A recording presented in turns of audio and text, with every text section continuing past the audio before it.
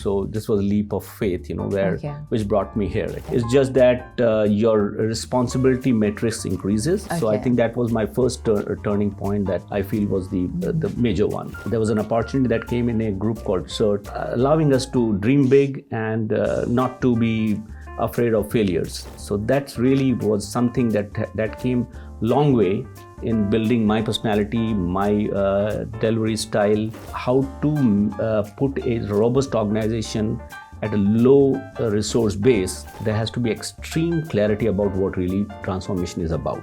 Corporate operational excellence platform, which we call it GPS, governance processes and systems. How the whole AI and the blockchain and so many space that are very new right now, they will take a very definitive shape. Correct. I mean, we'll get time to really think loud, think different, synthesize, simulate.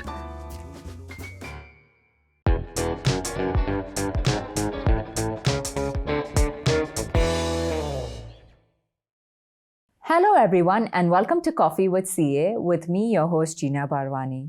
Today on the show, we have CA Chandra Sen Hada, a chartered accountant with over 30 plus years of experience from Abu Dhabi. So let's get started as we deep dive into his journey as how he has held various leadership roles such as CEO, COO, and CFO in different industries of real estate, investment banking, education, and hospitality. So grab your cup of coffee as we deep dive into this journey. Hello, sir, and welcome to the show. We're really happy to have you over here. It's my pleasure indeed. I mean, it's such a great opportunity to be sitting here and talking about my own journey, and hope I'm able to inspire a few. But I can certainly tell you that I find that a lot of journeys are far more, I would say, enriching than mine, but I'll try to add my own flavor. That's very true, sir. But every journey is quite unique in its own way. So let me take you back to your own journey as to why you started and how you got into the field of accounting. Yeah, so I mean, so as you'll know, in the time I was studying, there were very 3-4 clear streams, right? Yeah. And you only learned that you like the subject of accounting only in class 11, Okay. where you decide to choose a particular discipline. So I had quite liking for the accounting, and I always enjoyed it. Okay. And so once I graduated, from class 12, did my BCom, I was not really clear what I'm doing. Lots people like us during those days, where the counseling and the world was not like this, right? Correct, yeah. Let's be honest about it. And so after doing my graduation, I went to Calcutta, and where I perhaps, I decided that the CA is the kind of education that I should pursue. It really, this was my area of strength. And then I received some very good guidance from the people I met there. And that's how I decided, pursuing CA. Okay. And I'm quite feel happy about it that I made that choice. That's nice. So along with CA, you also did various other degrees like CMA and CFA as well. Yeah, CFM. Yeah, that's Yeah, correct. CFM. So again, when I was working with Al Masaud Group, Correct. and at that time I realized that maybe I should look at some more qualification to build my professional arsenal. Okay. And I was lucky, and in some sense, that I met a mentor there, Mr. Sanjay Kankaria, who was not a finance guy. Okay. And he said, Chandra, why don't you, this is easily achievable while you're studying. It's a good qualification. It's an American qualification. And that's how I started. I had to really put some time after the work hours. But I enjoyed, the way Indian education system works and how the CMA was a little bit different, but again, very, I would say, very refreshing. All right. So I'm well aware that, you're part of the top 8 people that are across the globe who were part of that CMA group, right? So tell me all about that. Yeah, see, So I was doing well. So Yeah. I was not aiming to be. Idea was to get the qualification. But fortunate enough for me that during that particular group, I came in the top 8 in the world to receive a certificate of distinguished performance, and obviously it was like a icing on the cake kind of thing. So pretty much helps you in the career. So I really enjoyed that in some sense. That's nice, sir. So after graduating your CA and while you were also doing your CMA on the side, what were you doing in the career aspect or front? So I was with Al Masood Group. Al Masood Group is where I started my career. Okay. I think, and that was your first stint. That was my first job in UAE. It is one of the larger groups, family businesses, which has son. So I think that's the time, and also the work pressure. I won't say it was too much for the. I was in the corporate finance, and I had time in hand to to upscale a little bit, and at least try some more qualifications and learn new things, and basically keeping yourself updated with news in the management, accounting, or financial management thing. You've had around 30 plus years of experience overall or during your entire career. So was there ever a part where in India during your career span, or did you move directly to UAE after graduating? I mean, UAE, was a decision, was kind of a, you kind of you play kind of, you have a game of card where you play blind. So this was a leap of faith, which brought me here actually. So after qualifying, I was continuing with the firm which I articled with. I was like a partner there. I was there, and I was doing fairly okay. But somehow from the people who had come, they had to say very nice thing about Gulf, and the position accountants in general held in the society. So that's what really enticed me. So I took that call, You took that leap. Yeah, so I don't have a lot of, so I have like 4 years. So 3 years an article and or say semi-qualified, and 1 year as a qualified person in India. But pretty much practicing the audit, taxation, and those lines. Yeah. So your entire career has been in Gulf. Or in the UAE region. What are your key factors that you've always kept into consideration given that the changing landscape of taxes that keeps happening over here in the Gulf? So I think, as you would know that the UAE has been on the forefront of development, right? Correct. It has fortunate enough for all of us who were in this country, there hardly been any bad times as such. In terms of trajectory, in terms of leadership, in terms of the outlook, other than some little bit blip that came, mostly it has been a upward. Correct. And my time mostly was in Abu Dhabi, and Abu Dhabi's economy, because it was pretty much because of the oil reserves, and the majority of when I arrived, oil and gas was the major revenue earner, which has severely diversified. Right. So, essentially, the place has been rewarding hard work. If you are committed, and if you are working hard, and if you are making the difference, generally, the place has been will reward anyone actually, for that matter. So there are many stories, for businessmen, accountants, financial managers who have from nowhere, they have scaled much bigger height than I would perhaps dream to do that. So it has been an excellent place. That's nice, sir. So, sir, you have held the position of a CEO, a COO, as well as a finance officer. How did you move around from different positions in such verticals? I think it's not. I think once I think we as finance people, actually we have a real advantage in some sense. Okay. If we are really applying ourselves, and because we get to see the numbers very closely, we end up, working with all these stakeholders. Everybody needs finance either for knowing how well they have done, or they have a budgetary requirement. So we are really one thing that puts us kind of in a little bit of advantage in understanding any business. Correct. Compared to others, is actually working in the finance stream. Okay. Because pretty much you are the lifeblood in any organization, whether you have surplus or you shortfall, there is one or the other challenge to meet. So in that sense, we get a much deeper understanding of business. And if we are open enough for challenges, I think the opportunities do come our way more easily. So in that sense, I had, or I think most of us in finance have that opportunity.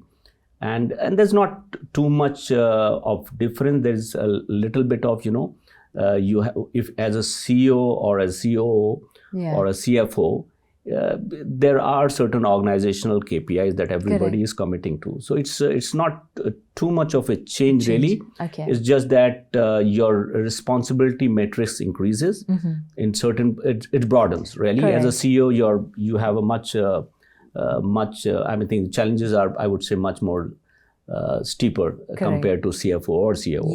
Yeah. So, you have had like 30 plus years of experience. What are the key turning points during your entire career? Essentially, as it goes with any person, they are always faced with, at some point, you are making either leap of faith or you're making certain decisions.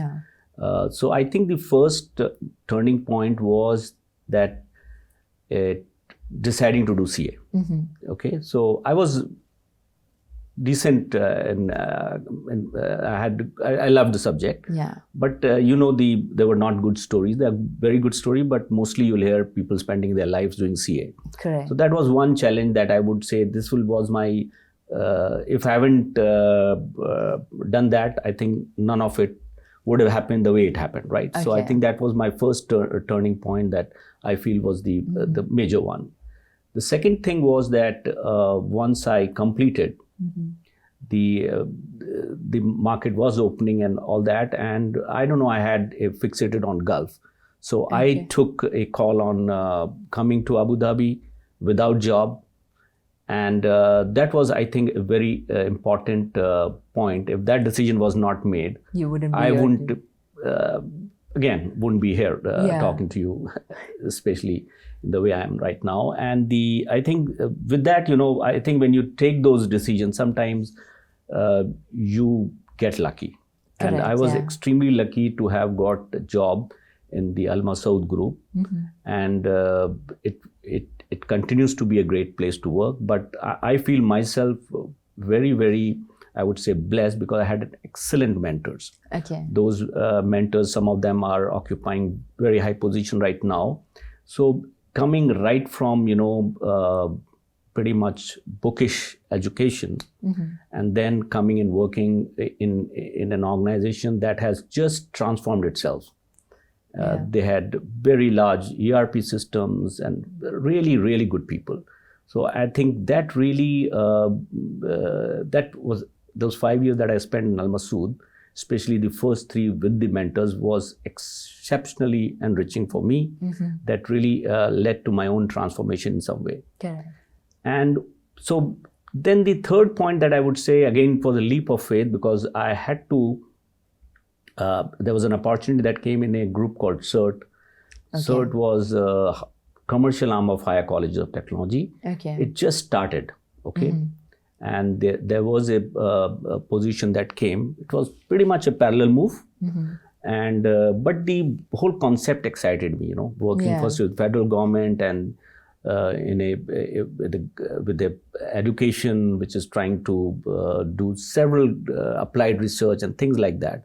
I think that particular point was my most important decision, I would say, after the one that I made in back in Calcutta, to do CA, was taking that, to have joined CERT, the vision was exceptional, the leadership was exceptional, and I was the person who actually had the pleasure of getting the first audit done there, and taking it to with the fabulous set of people. CERT became one of the largest private education provider throughout the region. There were several projects that we did, several companies we spun off. Those are all, it became a World Economic Forum global growth company. Correct. For almost nothing. And again, and that's the place where I really, the leadership there, I don't want to take their names, but they really were very instrumental in giving that, open hand, and allowing us to dream big and not to be afraid of failures. So that really was something that came long way in building my personality, my delivery style, and it really enriched me. So that was one big decision, and I would say biggest turning point. That's nice. So, sir, then in that case, after this, you moved back to the private sector in banking? Correct. Yeah, I mean, again, absolutely. I moved to GII, and again, the two CEOs, very prominent young and bright people in my very dear friend Pankaj Gupta and Mohammad Al Hassan. They had started their own journey in Gulf Islamic investment.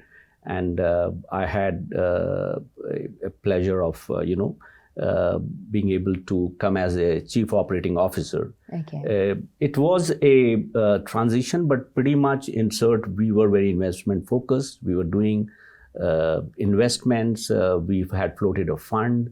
So it was not too much different. My role was to actually put a good structure, that can allow them to then catapult. Yeah. So I had a very interesting and very fulfilling period at Gulf Islamic Investments, 3 years, and then I came to Abu Dhabi, and there where I would say I find my another exceptional organization and to work with, which is Abu Dhabi Investment Office. So during this time, what are the key challenges that you faced, especially in an investment or a company as well as in Abu Dhabi's first investment? It would be very difficult to go on specifics, but generally the challenges of startup, if you see my journey, other than the Al Masoud group, correct, I have pretty much worked on very large startup ideas. Correct. Yeah. Okay, whether it was CERT, Gulf Islamic Investments, or then later on RDO. Yeah. RDO was also a kind of a startup. So they come with their own set of challenges, and most challenges that will come, that you're always struggling with resource management. Okay, you will in a startup, that's where the play is. How to allocate the resources, how to make sure which is urgent, which is important, and what are the priorities you need to meet first. Yeah. So all the time that are. Other than that, you will in an organization that is that wants to grow. Obviously, the challenges is having the right governance, right processes, right systems, at a speed and at a price point that is affordable to a startup, right? Correct. These are typically you will face, and whether these are challenges. Growing the market, whether we focus. So it's basically eventually it comes down to how to put a robust organization at a low resource base and ensure the growth is not compromised. So that's the challenge that every startup faces. And having done at pretty much shoe strength in CERT for 15 years, correct, and having that success, it always helps you to do the next one and then another one. So that's where I think the most of the challenges were around. Yeah. And always you have seen the complexity of regulations are changing. Correct. The compliance challenges are changing. The requirement of external stakeholders are changing. Yeah. Those you have to manage as well, you know. Yeah. So you are not you're not in a silo anymore. You are facing the global headwinds. Those will hit you. Doesn't matter what kind of organization you are. So keeping putting a brave face and making sure you manage those are typically a startup has to manage. It's a challenge in itself. Yes, absolutely. So, sir, you went from a private sector to a government sector. Again, you came back to a private sector, and then again you went back to a government sector. So, what are the challenges which you faced over there in that sense? Yeah, so I think, after I did 3 year plus with the Gulf Islamic Investment, which was a upcoming investment bank, you know. Correct. And I think I would consider myself extremely lucky to have found an opportunity at Abu Dhabi Investment Office, which was and which continues to be a great organization. Yeah. I mean, it was real honor for me. I would say it was real. I feel myself very blessed that I got to work in an organization that is that, along with so many other organizations of Abu Dhabi, is trying to deliver the Abu Dhabi economic vision. Okay. And being part of that, when you are associated with such an entity, I mean, there are challenges. The challenges are very big, but I think your motivation is bigger. Correct.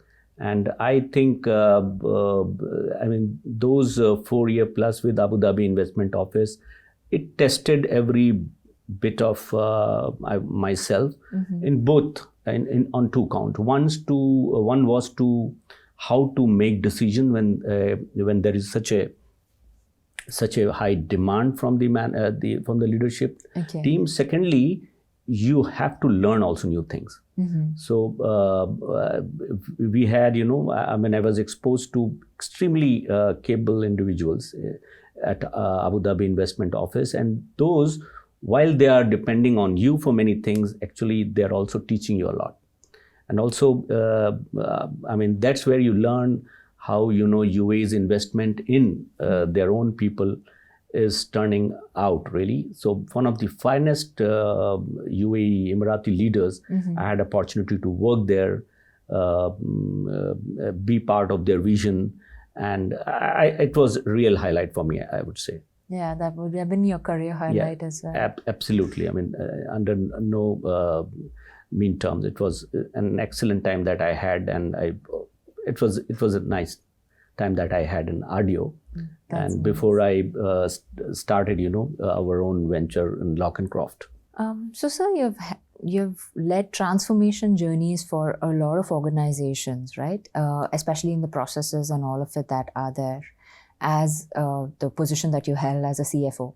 So, can you tell me about that phase? Yeah. So it's like both. I have been involved in transformative journeys, and I have, in a way, led in my own areas.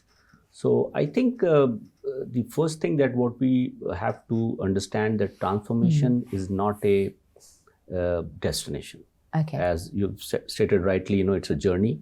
So it has to stay that way. Correct. It's not a that you've done transformation and then you sleep. It never is required. But what is important is that for any transformation to be successful, I think first thing, there has to be extreme clarity about what really transformation is about. You should know how you're going to measure it as you are delivering that transformation. The second important point that I have seen, that there has to be a real commitment of the top decision makers. No, if a transformation which is normally started or done at the behest of the advisors and the middle managers, generally they lose steam. So it's very important that the sponsorship, initiation, and the clarity of vision is coming from the top management. The board of directors, chairmen, and depending who are the stakeholders, right? So that's one thing is very important. The third, important thing in any transformation journey that you want to take, whichever area you're talking about, is a very clear stakeholder engagement. Okay. You have to engage every person so they feel and they contribute to that journey. Secondly, there should be very clear communication about what the transformation is about, Okay. what the goals are, and what is relative contribution of everybody who's involved in that. Because see, the one thing that comes in any transformation journey is the resistance to change. People are fearful that it may result unfavorably for them. So that's very important that they see themselves as the contributors and beneficiary both. And so that's one thing. The other thing is that when you are delivering transformation, make sure that you have picked your best people, got the best consultants on site with you. Also, make sure that you have a clear KPI to ensure that the planned transformation is actually taking place in the way you want it. And if required, make a suitable adjustment to that, right? Okay. So very important to put that in place. And most important thing would be that transformation doesn't come in one day. Both the people who are, the stakeholders has to bear in mind that this is going to be a painful path, okay, at least for the first time when you are starting this excellence program. Yeah. And so be patient, give enough space, place to the time that it will take for it to mature. So very important to stay patient with that. And sometime, the transformation journey, the level of stubbornness that is required, in getting to a particular point, one must also see if there are feedback that are coming in the process. One should adjust to that because eventually it has to. The other thing is that before you start transformation journey, and you have to assess the culture of the organization, what kind of culture is currently, what behavioral changes we want to. So spend some time in preparing the organization, bring the right cultural nuances so that people find it, very easy to integrate with it. That's nice, sir. So then in that case, as a CFO of an organization, how do you get in the correct financial systems in place so that it matches with the vision of the organization during this transformative journey? Yeah. So see, as I have taken, a little bit detour in a corporate advisory and consulting, we have come up with so we look at an organization under two big pockets. Okay. One is the foundational aspects of the organization and one is the strategic object. Correct. The importance of foundational preparedness of an organization is very critical to support any future transformations or support the strategic. Eventually, the whole organization is supporting the vision, right? The vision that we are, and finance is no different in that sense. Correct. So the what is important here, we call it GP2S, right? Okay. So which is governance, processes, people and systems. Okay. So whether it is HR or finance, it's no different. First is we have to ensure that our financial policies are actually and aligned to the objectives of the organization. So, and the kind of governance framework is required to bring the right amount of transparency and output from the financial system. Then you have to ensure that they're backed with to support those governance. You need right process, the policies and right processes, right, with that. Correct. Without which you will not be able to deliver a particular governance. Yeah. And simultaneously, what you require is right set of people. So to ensure that they are the difference maker in the end. And finally, when you've got everything right, everything is actually connected through systems. If you do not have a system which basically runs in parallel with what you are trying to achieve, you will never have the success that you desire. Correct. So it's very important. So so this is a kind of a platform, or say GP Square S, it runs across any, whether finance, human resource, IT, it's cut across everything. It's a very standardized way you will handle any department in that sense. Yeah. And finance is no different.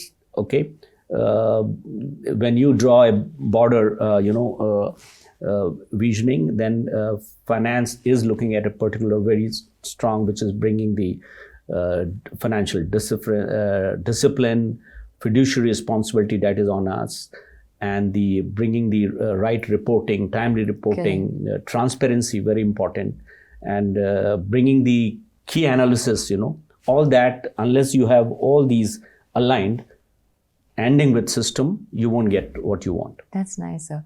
So then in that case, like say when you all are having these transformative processes, how exactly how important is the leadership role which comes into picture? So, I mean, leadership, if I can take a little bit of detour, and I generally describe the leadership, Yeah. So, leadership is critical to anything we do. Yeah. So, it's all pervading, and it is omnipresent, right?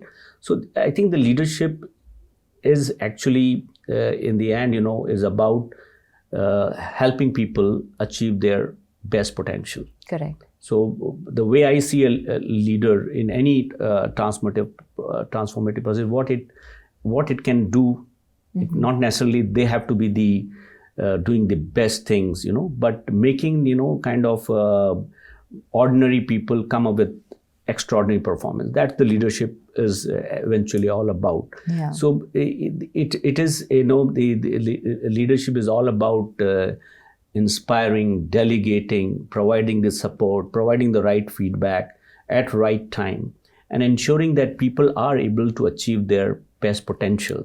Correct. And in any this kind of style, right? In especially in transformative journey, where people are under pressure, they sometimes don't understand a lot of new things. Leadership stands with them and actually allows them to excel and become the best version of themselves. So it's not about too much of dictating, rather. Correct. Or basically allowing, a leadership, more than anything, the biggest, I would say, the objective, or the greatest objective for any leader is that how many leaders it can churn out through their journey. And if somebody has to judge their leadership, I would say the more leader you are able to create, I think that means you have done your transformation for yourself, for the organization that you have worked for, and the people around you. I think you can rate yourself quite highly. That's nice. So as a CFO running an organization, what are the three, if someone viewing this video is a CFO of an organization, what are the three important things that they need to keep in mind? Like your top three priorities according to you? See, the priority for any CFO is basically driven by the objective, the stakeholders, whoever Correct. they are, depending on type of organization you are, whether you are for non-profit or for profit organization. Yeah. Eventually, we are trying to build and trying to build wealth for the or enduring a sustainable success for our stakeholders. So all our endeavors in that process, have to align with that. Okay, but having said that, the what I personally value as being is basically as a CFO, is important thing is to have a high level of transparency. Okay. Okay. Also ensuring that there is a very strong value system that you drive. Okay, and along with that, you have to ensure that the you do not come in way or in any way. Think like a business first.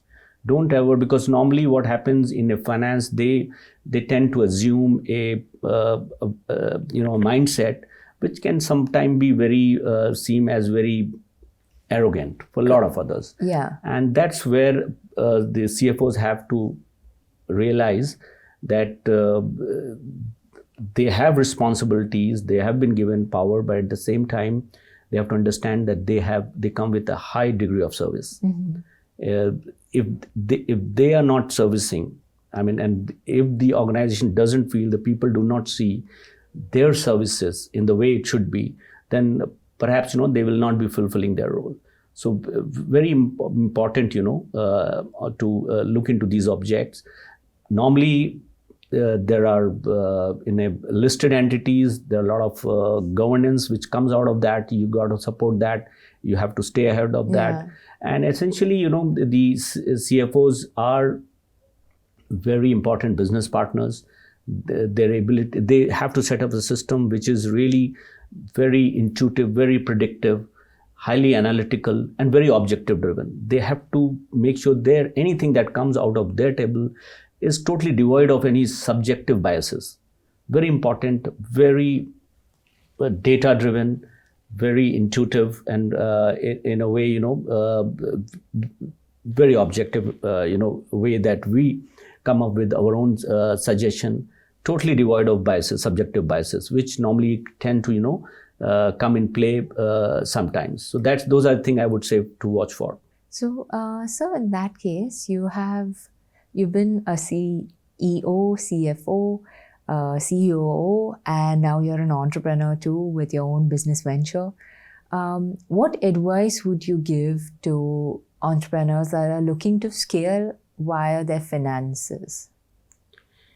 I think that's a very good question. And I think, so for entrepreneurs, what is important that they generally, what I have seen in a lot of, as we are looking into a lot of new businesses and people who are just starting their journey, entrepreneur, what they really do not pay attention initially is on bringing a strong foundation. Okay.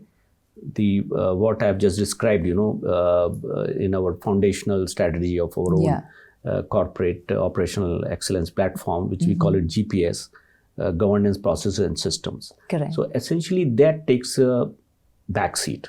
Okay. And I would suggest, they see the entrepreneurs, they understand their business quite well. Where they really don't want to invest initially is ensuring that they, even as a single person, what kind of discipline they have, what is their vision about governance, how they are going to address with policies, right? And what kind of system they are using, and they end up, compromising on that, which eventually, as they, if they fail, it's all right, but when the problem comes when they are really scaling up, and now they are struggling, to catch up. That should not be the case, And now the advantage of this modern time is that everything is so easily available at a price point, so you don't stay in Excel all the time. It commonly happens. They think you have Excel, you have got everything. You'll have to look at nowadays. Just to give an example, systems such as Zoho, which are so cost effective, efficient. And I can tell you, in '96, if something like Zoho would have been cutting edge. So the kind of system that are available for people to really provide them the support. So that's one thing, is that do not compromise on your foundational structure. Build them as you are growing your business, because that will help you to scale up, and you eventually are going to go and ask for additional funding. Correct. And that time you're going to spend a lot of money building it, coming with half-cooked story, not having right amount of data, and to pass some sophisticated due diligence. This will really have that discipline. You starting with yourself, but tomorrow you are going to have your own team, and there should be a clear expectation in that regard. So that's one thing that I'll say. And other than that, it's important that you build a very strong team, and have a very, no individual is not as good as, so a brilliant individual, as somebody has said, is always get beaten by a average committed team. Correct. So the importance of team, building the team, not absorbing the things that I'll do, everything won't work. You as an entrepreneur, you focus on what the vision and the mission. What you have set out Correct. for yourself. Yeah. Along the way, bring more members, bring them in the vision, and this is a common thread that you'll find in a lot of success stories. If somebody's reading the, all the biographies of successful people, you'll find one thing, that they all were fabulous individuals, and but they had one thing, they had very solid teams with them. Yeah. So that's nice, sir. So now with the future of accounting, as a CFO, how do you see that changing with AI coming into the picture and a lot more technology being introduced to make accounting and finances a lot more easier at your fingertips? Yeah, I think the change is going to be exponential. Okay, and in good way. Okay. So what will happen where I sit, and the way I see how the whole AI and the blockchain and so many space that are very new right now, they will take a very definitive shape. Correct. And this is really going to make a lot of things very easy, far more efficient, and pretty much, will take on menial jobs, repetitive jobs. Okay. A lot of basic analysis, you won't require people to do that. So this, what happens through that? So this is an opportunity for finance people to, rather than doing a job which is really machines can do 1,000 times better, focus on innovation. There will be paradigm shift. Their service capabilities, their service requirement will go through. So basically, I think the finance people have to take that challenge, and it's actually, they get a lot of time to innovate, to contribute directly to the top line. Correct. Think along with the head of operation, the head of R&D, and so many others. So that will be a big change, because I think, in my thinking, that a lot of governance, a lot of things will be taken over by technology. Yeah. And if we don't evolve, it will be a harsh reality that every finance person would face. But I think it's for better, honestly. I mean, we'll get time to really think loud, think different, synthesize, simulate, do war games, and come with real good strategy. So I think we'll become much more strategic, much more innovative to take our place in the board. That's nice, sir. So that brings me to the end of this segment, and thank you so much, sir, for coming on the show. We really enjoyed having you over here, sir. No, it was my pleasure. I hope it was worth the time, and I'm sure people will enjoy the segment. And good luck. Yeah, thank you. Thank you so much, sir.